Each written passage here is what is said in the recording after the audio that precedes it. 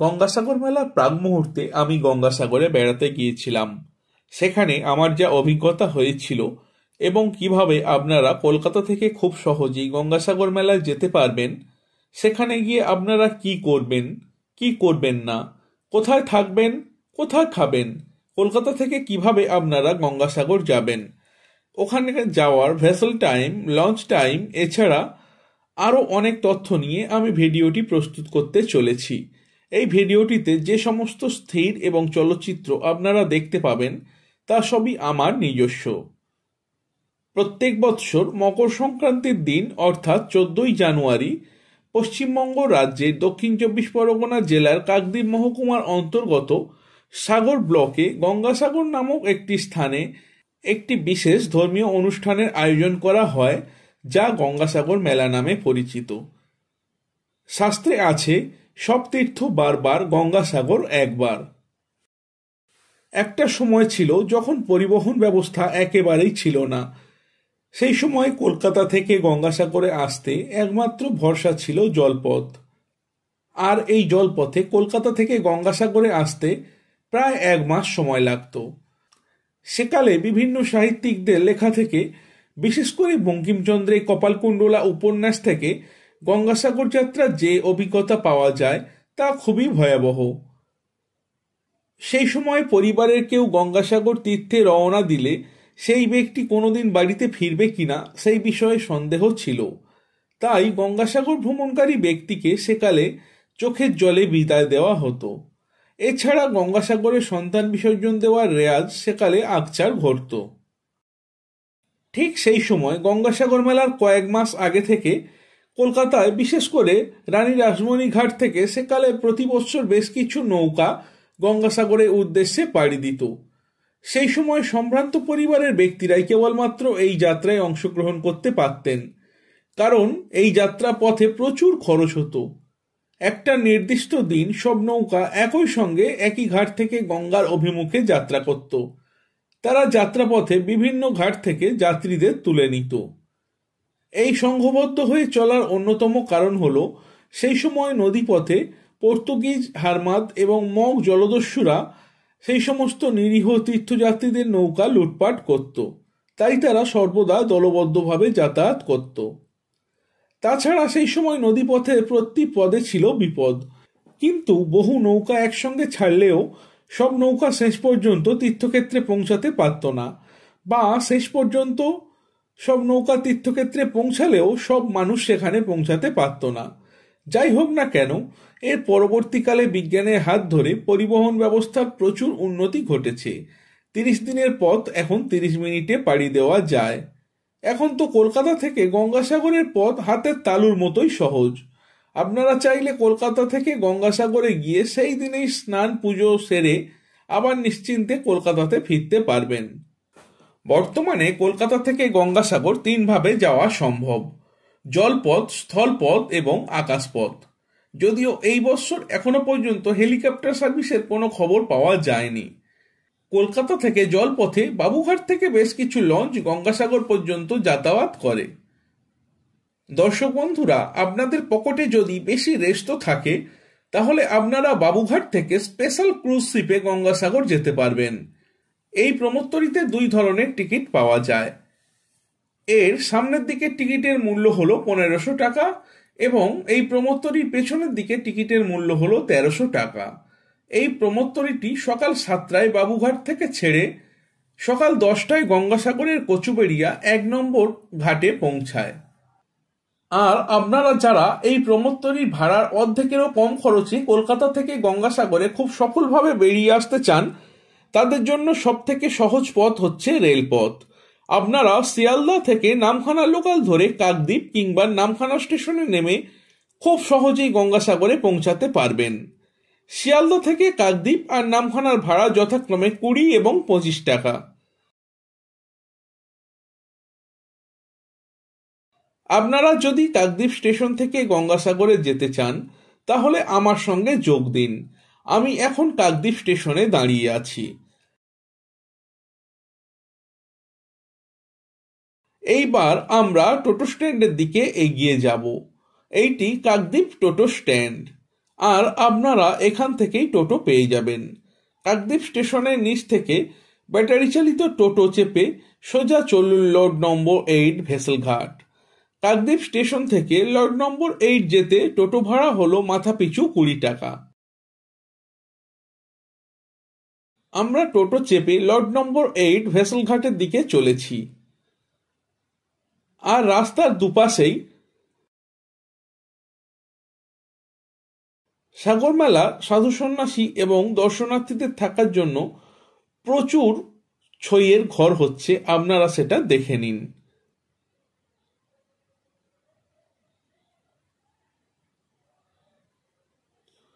আমরা এখন লর্ড নম্বর 8 টোটো স্ট্যান্ডে দাঁড়িয়ে আছি। এইটা হলো ভেসেলের টিকিট কাউন্টার। এইখান থেকে ভেসেলের টিকিট কেটে ভেসেলে চড়তে হয়। টিকিট কাটার পর এই পথ দিয়েই ভেসেলের দিকে এগিয়ে যেতে হবে। এই পথের দুপাশে সুন্দরী গাছের জঙ্গল।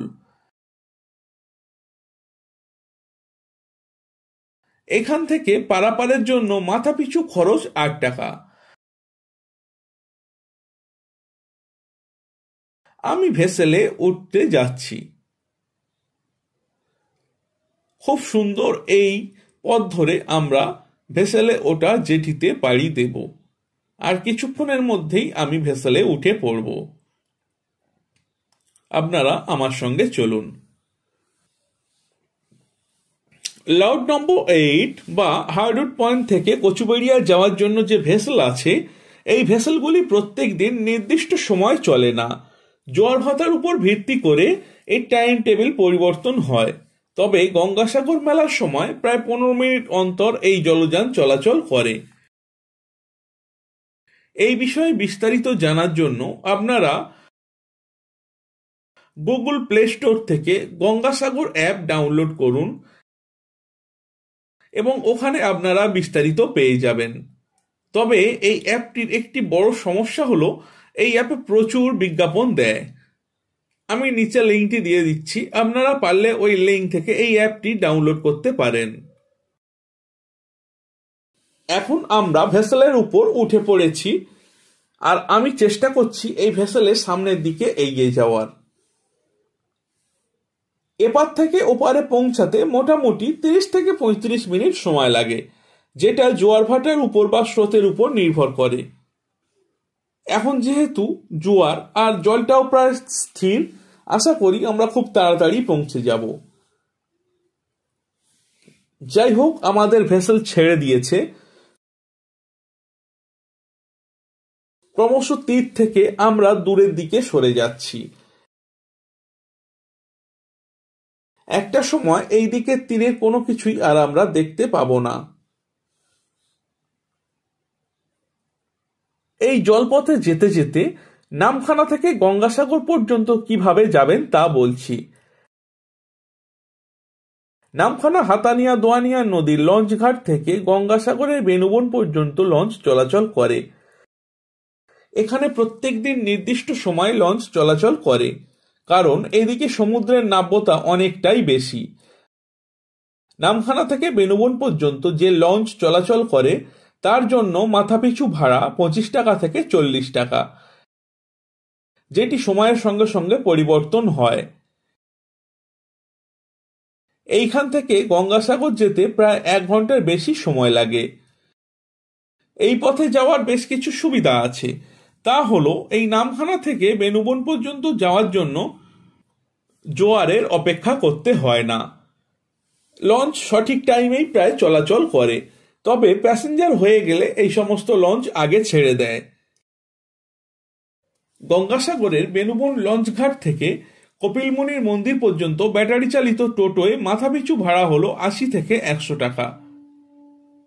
তবে এই পথে যাওয়ার বেশ কিছু অসুবিধা আছে। তা হলো, ভেসেলে যাওয়া যতটা নিরাপদ, লঞ্চে ততটা নিরাপদ নয় বলে আমার মনে হয়। এটা একেবারেই আমার কথা। এছাড়া হাতানিয়া দোয়ানিয়া নদী যেখানে বঙ্গোপসাগরের সঙ্গে মিলিত হয়েছে, সেই স্থানটি খুবই উত্তাল। এখানে একবার কোনো দুর্ঘটনা ঘটলেই সোজা স্বর্গপ্রাপ্তি। তাছাড়া তুলনামূলকভাবে এই পথে অনেকটাই বেশি সময় লাগে। এছাড়া এই পথে যাতায়াতের খরচ অনেকটাই বেশি। তাই আমি আপনাদেরকে কাকদ্বীপ লর্ড নম্বর 8 থেকে ভেসেল চেপে কচুবেড়িয়া পর্যন্ত গিয়ে ওইখান থেকে সড়ক পথে গঙ্গাসাগরে যাওয়ার অনুরোধ করব। আপনি যদি শিয়ালদা থেকে কাকদ্বীপ হয়ে গঙ্গাসাগরে যান তাহলে আপনার যা খরচ হবে সবকিছু মিলিয়ে তা হলো মোট 109 টাকা। আর আপনি যদি শিয়ালদা থেকে নামখানা হয়ে গঙ্গাসাগর যান তাহলে আপনার যা খরচ হবে তা হলো মোট 140 টাকা। অর্থাৎ এক্ষেত্রে কাকদ্বীপ থেকে গঙ্গাসাগরে যাওয়া একটু কম খরচে বলে আমার মনে হয়। অনেক কথা হলো, তো এইবারে সামনে কচুবেড়িয়া জেটি ঘাট দেখা যাচ্ছে। এইবার আপনারা পৌঁছে যাবেন, অর্থাৎ আপনারা আমার সঙ্গে পৌঁছে যাবেন কচুবেড়িয়া ঘাটে।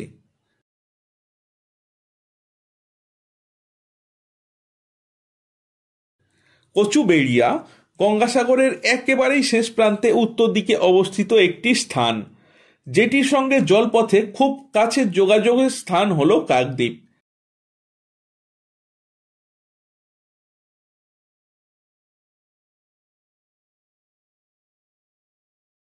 কিভাবে একটি জেটি ঘাটে ভেসেল বাঁধে আমি তার পুরোটি রেকর্ড করেছি, এই পুরোটাই আপনাদেরকে দেখাতে চাই।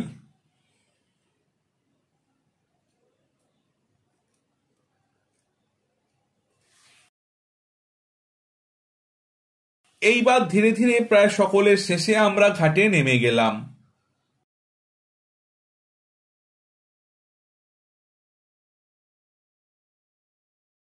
আমরা ঘাটে নেমে পড়েছি। এই জেটি ঘাটে এই সময় প্রচুর ভেসেল বাঁধা আছে এবং তার সঙ্গে বেশ কিছু লঞ্চও বাঁধা আছে।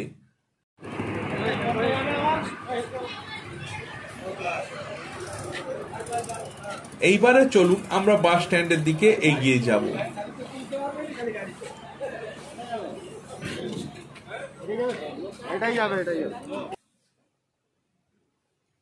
তার আগে আমি ডাঙ্গা থেকে এই যে জেটি ঘাটের সৌন্দর্য কতটা সেটি আপনাদেরকে একটু দেখাতে চাই।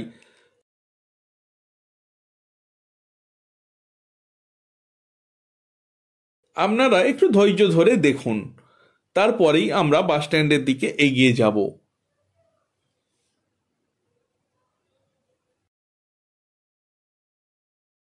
এই যে স্ট্যান্ডটি দেখছেন এইটি কচুবেড়িয়া থেকে গঙ্গাসাগরে যাবার বাস স্ট্যান্ড। এখান থেকে প্রচুর বাস, মিনি বাস, বিভিন্ন প্রকার 4 চাকার ছোট গাড়ি, এছাড়া সিএনজি চালিত অটো প্রচুর পরিমাণে পাওয়া যায়। এইখান থেকে গঙ্গাসাগর কপিলমুনির আশ্রম পর্যন্ত প্রায় 32 কিলোমিটার পথ পাড়ি দিতে হয়। আর গাড়ি ভাড়া মোটামুটি 50 টাকার মধ্যেই, সময় লাগবে প্রায় 1 ঘন্টা। আমি অটোতে চেপে বসলাম, ভাড়া 45 টাকা। আমাদের গাড়ি ছেড়ে দিয়েছে। সামনেই এখানকার সব থেকে বড় উৎসব, তাই রাস্তাঘাটও সেজে উঠেছে। রাস্তার দুই পাশে যেদিকেই তাকাবেন চারদিকেই সবুজের সমারোহ দেখতে পাবেন। যেহেতু এটা হলো গঙ্গাসাগর, এই পথ শেষ হতে এখনো অনেকটাই বাকি। আমি জানি আমার এই পরিশ্রম বৃথা, কারণ আপনারা কেউ পুরো ভিডিওটি দেখবেন না। যারা এই পর্যন্ত দেখবেন তারা অন্তত আমাকে একবার জানাবেন যে আপনারা এইটি দেখেছেন, এবং যারা এই পর্যন্ত দেখবেন তাদেরকে বলে রাখি আপনারা আমার এই চ্যানেলটি সাবস্ক্রাইব করে দিতে ভুলবেন না। এইবার মূল কথায় আসা যাক। প্রকৃতপক্ষে আপনারা যদি গঙ্গাসাগরের শোভা পুরোপুরি উপভোগ করতে চান তাহলে গঙ্গাসাগরে 1 রাত আপনাকে থাকতেই হবে, কারণ রাতের মোহময়ী সমুদ্র এবং মন্দিরের রূপ একেবারেই আলাদা, যা আপনাকে আনন্দ দেবেই। আর এক্ষেত্রে আমার পছন্দ পূর্ণিমার রাত, যদিও আজ আমার এখানে থাকা হবে না। আপনারা যদি 1-2 রাত এখানে কাটাতে চান তাহলে গঙ্গাসাগরে থাকার প্রচুর জায়গা আছে এবং থাকার ঘরও মোটামুটি সস্তাতেই পেয়ে যাবেন। এসবের মধ্যে আমার সবথেকে পছন্দের জায়গা হলো ভারত সেবাশ্রম সংঘ। গঙ্গাসাগরে ভারত সেবাশ্রম সংঘের সুবিশাল একটি বিল্ডিং রয়েছে। ওখানে আপনারা সর্বনিম্ন 300 টাকা থেকে ঘর পেয়ে যাবেন। একটা ঘরে 4 জনের থাকা চলে। 300 টাকার ঘরগুলিতে অ্যাটাচড টয়লেট নেই, কিন্তু 600 টাকার ঘরগুলিতে টয়লেট, বাথরুম সহ আরও বেশ কিছু সুবিধা রয়েছে।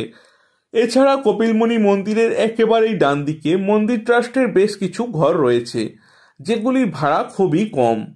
এছাড়া মন্দিরের খুব কাছাকাছি পশ্চিমবঙ্গ সরকারের আবাসন রয়েছে, আপনারা এখানেও থাকতে পারেন। তবে আমি শুনলাম এখানে থাকার জন্য বেশ কিছু বিধিনিষেধ মেনে চলতে হয়।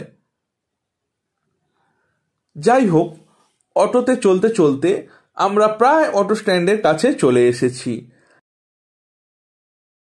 মেলার জন্য যানজটের কথা মাথায় রেখে মূল বাস স্ট্যান্ডের কিছুটা আগেই অটো স্ট্যান্ড তৈরি করা হয়েছে।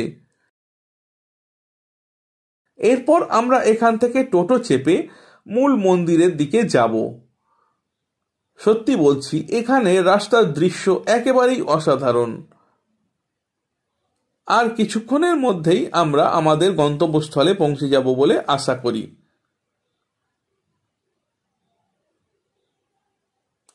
আমরা এখন টোটো চেপে চলেছি। টোটো চেপে যাওয়ার পথের দুধারে খুব সুন্দর দৃশ্য। যাই হোক, আমরা এখন টোটো চেপে চলেছি।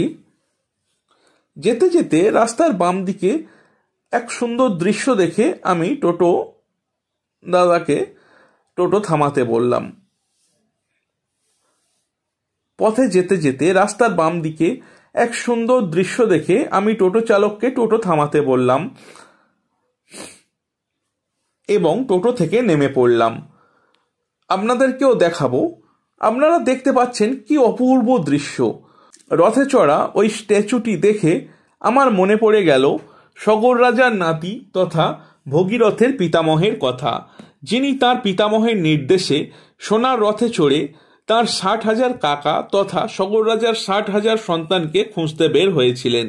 তার নাম হলো অংশুমান, যিনি ছিলেন সগর রাজার জ্যেষ্ঠ পুত্র অসামঞ্জের একমাত্র পুত্র, এবং অংশুমান ছিলেন রাজা দিলীপের পিতা, আর রাজা দিলীপ ছিলেন ভগীরথের পিতা, যে ভগীরথ গঙ্গাকে মর্তে এনেছিলেন।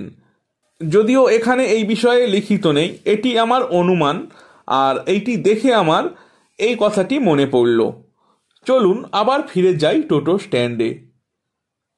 চলুন আবার ফিরে যাই টোটোতে। এই টোটোতে করেই আমরা কপিলমুনির মন্দিরে চলে যাব। এই টোটো ভাড়া পড়বে 10 টাকা। আপনারা এই টোটোয় চাইলে কপিলমুনির মন্দিরেও নামতে পারেন, অথবা এদেরকে বললে এরা একদম সি বিচে নামিয়ে দেবে, ভাড়া একই।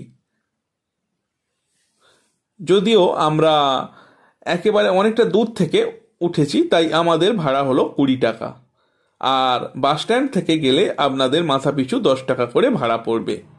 কিছুক্ষণ চলার পর আমি আমার বহু কাঙ্ক্ষিত কপিলমুনি মন্দিরের চূড়া দেখতে পেলাম।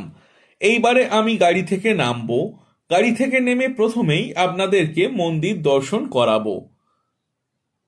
আমি গাড়ি থেকে নেমে পড়েছি, আর আপনারা দেখতে পাচ্ছেন কপিলমুনির মন্দির, যেটি দেখার জন্য মূলত এত দূর ছুটে আসা।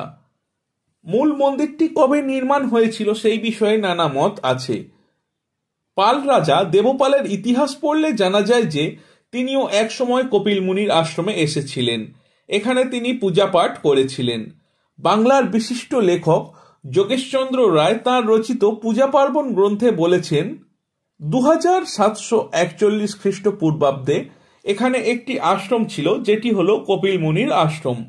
তবে সেই আশ্রমটি আর নেই। সেই সময়কার কপিলমুনির মূল আশ্রম সহ মন্দিরটি গঙ্গার অতল গভীরে নিমজ্জমান। বর্তমানে আমরা যে মন্দিরটি দর্শন করি তা এর বহু পরে নির্মাণ করা হয়েছে। আপনারা দেখে নিন গঙ্গাসাগর কপিলমুনির মন্দির। এই যে মূর্তিটি আপনারা দেখছেন, এটি প্রায় জায়গায় দেখা যায়, তো আজকের আপনাদেরকে সরাসরি এই মূর্তিটি দেখাবো। এটি হলো মহাদেবের মূর্তি। আর এর পেছনে যে সুন্দর ঘরটি দেখতে পাচ্ছেন এটি হলো ডালা ঘর। ভক্তরা এইখান থেকে পূজার উপকরণ কিনে ভগবানকে নিবেদন করতে পারেন। আমি যে দোকানের সামনে আছি এটি হলো 10 নম্বর দোকান। এখানে সর্বনিম্ন 25 টাকা থেকে বিভিন্ন মূল্যের ডালা পাওয়া যায়। আমি যে ডালাটি নিয়েছি ওটির মূল্য হলো 50 টাকা। দেখছেন দোকানদার কত সুন্দর করে ডালাটি সাজিয়ে দিচ্ছে। আপনারা এই দোকান থেকে ডালা কিনতে পারেন। এইবার মূল মন্দিরে প্রবেশ করা যাক। আপনারা দেখতে পাচ্ছেন কিভাবে ভক্তগণ নিজ নিজ পূজা দিচ্ছেন। আমিও পূজা দিয়েছিলাম, কিন্তু সেটি আপনাদেরকে দেখাতে পারলাম না, কারণ এর ভেতরে ক্যামেরা এলাও নেই। অবশ্য বাইরে থেকে ছবি তোলা যায়, তাতে কোনো আপত্তি নেই। এইবার মূল মন্দিরের উপর থেকে আমি পুরো গঙ্গাসাগর চত্বরটি দেখানোর চেষ্টা করছি।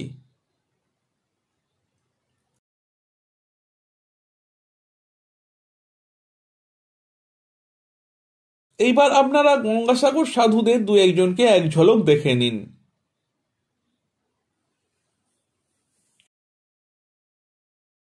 চলুন এইবার আমরা সমুদ্রের তীরে যাব। এই হলো গঙ্গাসাগর সঙ্গম।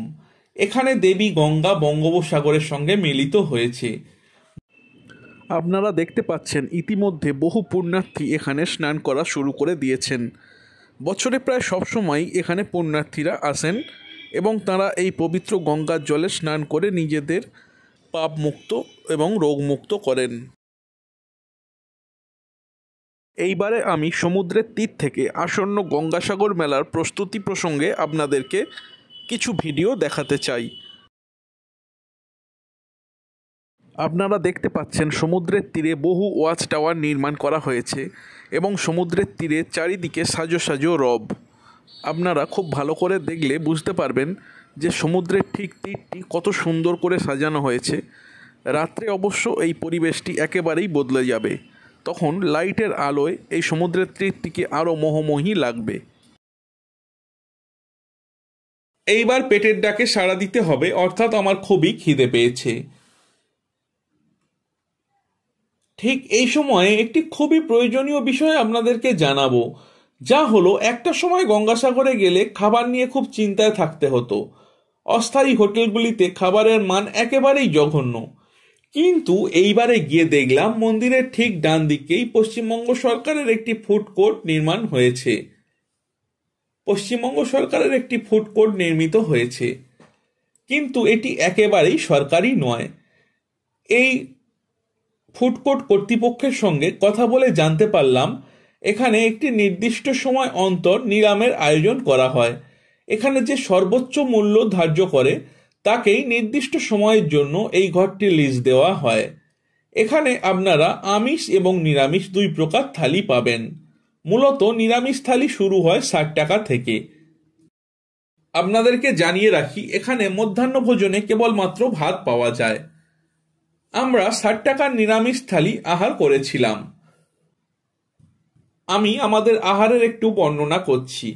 আসল শালপাতার থালায় আমরা যা পেয়েছিলাম তা হলো লবণ, কাঁচা লঙ্কা, পাতিলেবু, সাদা ভাত, পাঁচমিশালি তরকারি, ডাল, আলু ভাজা, পাঁপড় ভাজা, বাঁধাকপির ঘন্ট এবং শেষ পাতে ছিল চাটনি। এইটি হচ্ছে সাধারণ খাবার। এর মূল্য 60 টাকা। এর সঙ্গে যদি আপনারা মাছ নেন তাহলে বিভিন্ন মাছের বিভিন্ন পদের বিভিন্ন দাম। রুই মাছের ক্ষেত্রে দাম পড়বে অতিরিক্ত 30 টাকা, কাতলা মাছের ক্ষেত্রে দাম পড়বে অতিরিক্ত 50 টাকা। এছাড়া পাবদা, পার্সে, চিংড়ি সহ বিভিন্ন মাছের বিভিন্ন পদ রয়েছে। 60 টাকায় আমরা পেট ভরে খেয়েছিলাম। এখানে অতিরিক্ত ভাতের জন্য অতিরিক্ত মূল্য লাগে না। এখানকার পরিবেশটাও খুবই ছিমছাম। তবে এখানে একটি সমস্যা দেখলাম, যা হলো এরা হাত দিয়ে পরিবেশন করছে। অর্থাৎ এরা সরাসরি বেশ কিছু তরকারি হাত দিয়েই কাটাচ্ছে, যার জন্য এরা চামচ ব্যবহার করছেন না। তা সত্ত্বেও অন্যান্য হোটেল এবং মিষ্টি দোকানের থেকে এখানকার একটি সুবিধা আছে, যা হলো এরা যে হাতে টাকা নেয় সেই হাতে পরিবেশন করে না। কারণ এদের ক্যাশিয়ারের কাছে টাকা জমা দিতে হয়। তাছাড়া এখানে উপযুক্ত পরিমাণে স্যানিটাইজেশনের ব্যবস্থা রয়েছে। আপনারা যারা গঙ্গাসাগরে আসবেন তারা এখানে খেয়ে দেখতে পারেন, মন্দ লাগবে না। এইবার আমি আপনাদেরকে এই বছরের গঙ্গাসাগর মেলার প্রস্তুতি প্রসঙ্গে বেশ কিছু তথ্য জানাবো। প্রথমেই আমি বলে রাখি, বর্তমান করোনা ভাইরাসের তৃতীয় ঢেউ আজরে পড়তে চলেছে বাংলার বুকে। বর্তমানে করোনা ভাইরাসের তৃতীয় ঢেউ আজরে পড়তে চলেছে এই বাংলার বুকে, এবং তার মধ্যে অমিক্রনের কালো ছায়া থাবা বসাচ্ছে বাংলার বুকে। সেই জন্য এই বৎসর গঙ্গাসাগর মেলায় বেশ কিছু ব্যবস্থা অবশ্যই গ্রহণ করা হয়েছে, যেগুলি একেবারেই স্পেশাল ব্যবস্থা। প্রথমত, যাদের মাস্ক নেই তারা ভেসেলে উঠতে পারবেন না। ভেসেলে ফাঁকি দিয়েও সাগরদ্বীপে পৌঁছালে মাস্ক ছাড়া কোনো মতেই কোনো যাত্রীকে কোনো গাড়িতে উঠতে দেওয়া হচ্ছে না। এইবারে আসি গঙ্গাসাগর চত্বরে। এখানেও স্বাস্থ্যবিধির খুবই কড়াকড়ি। প্রচুর স্বেচ্ছাসেবক মাস্ক হাতে দাঁড়িয়ে রয়েছে। যদি কারো মাস্ক ছিঁড়ে যায় বা যদি কারো মাস্ক না থাকে, তাদের বিনামূল্যে মাস্ক বিতরণ করা হচ্ছে। প্রকৃতপক্ষে এই মন্দিরে পৌঁছানো পর্যন্ত কারো মুখে মাস্ক না থাকাটাই অসম্ভব। কপিলমুনির মন্দিরে মাস্ক ছাড়া প্রবেশের কোনো কথাই নেই। সমুদ্রের তীরে যারা ঘুরে বেড়াচ্ছে তাদের প্রত্যেকের মুখেই মাস্ক রয়েছে। এছাড়া বিভিন্ন ডালার দোকানগুলিতে দেখলাম সেখানে পর্যাপ্ত পরিমাণ অ্যালকোহলযুক্ত স্যানিটাইজেশন রয়েছে। ওনারা প্রত্যেককে দেওয়ার আগে অ্যালকোহলযুক্ত স্যানিটাইজেশনে হাত পরিষ্কার করে নিচ্ছিলেন। অবশ্য আমি গিয়েছিলাম এই মেলার মাত্র কয়েকদিন আগে, তখনও খুব একটা ভিড় চোখে পড়েনি। যখন লক্ষ লক্ষ ভক্তের সমাবেশ হবে, অর্থাৎ মকর সংক্রান্তির ঠিক সময়, সেই সময়টা কি হয় তা দেখা সব থেকে জরুরি। যাই হোক, এদিকে দেখলাম মেলার জন্য অসংখ্য কুঁড়ে ঘর নির্মাণ করা হচ্ছে, যেগুলি কঞ্চি দিয়ে ঘেরা এবং ছই দিয়ে ছাওয়া। পুরো মন্দির চত্বর জুড়ে বিভিন্ন প্লটে ভাগ করা হয়েছে। বিভিন্ন এরিয়ায় প্রচুর পরিমাণে ঘর নির্মাণ হচ্ছে। প্রচুর শ্রমিক দিনরাত কাজ করছেন। এখানে বেশ কিছু পর্যবেক্ষণ টাওয়ার নির্মাণ করা হয়েছে, যেখান থেকে পুরো গঙ্গাসাগর মেলার উপর চোখ রাখা যাবে। পানীয় জলের কাজ প্রায় শেষের দিকে। অসংখ্য টয়লেট নির্মাণ করা হয়েছে, এখনো হচ্ছে। মহিলাদের জন্য কাপড় ছাড়ার বিশেষ বন্দোবস্ত করা হয়েছে। মহিলাদের ক্ষেত্রে স্নানের পর কাপড় ছাড়ার জন্য বিশেষ গাড়ির বন্দোবস্ত করা হয়েছে, যেগুলি সমুদ্রের তীরে এবং কপিলমুনি মন্দিরের কাছাকাছি রয়েছে। এছাড়া এখানে প্রচুর পরিমাণে জলের ট্রাঙ্ক এসেছে, যেগুলি প্রতিস্থাপিত হবে। পুরো গঙ্গাসাগর মেলা জুড়ে ইলেকট্রিক্যাল লাইন পাতা হচ্ছে। গঙ্গাসাগরের বাস ট্রেনটিকে ঢেলে সাজানো হয়েছে। অর্থাৎ এক কথা, এখানে কোনো কিছুর খামতি চোখে পড়ল না। এইবার শুধু ভক্তগণের গঙ্গাসাগরে আগমনের পালা। এই ভিডিওটি এই পর্যন্তই। এই ভিডিওটি যদি আপনাদের ভালো লাগে তবে এই ভিডিওটিতে একটি লাইক অবশ্যই আশা করি। এছাড়া যদি আপনারা আমার এই চ্যানেলটি সাবস্ক্রাইব না করে থাকেন তাহলে আমার এই চ্যানেলটি সাবস্ক্রাইব করে দিয়ে পাশে থাকা নোটিফিকেশন বেল অন করে দেবেন, যাতে এই রকম আরো ভিডিও আপনারা খুব সহজেই দেখতে পান। ভিডিওটি দেখার জন্য আপনাদের সকলকে ধন্যবাদ জানাই।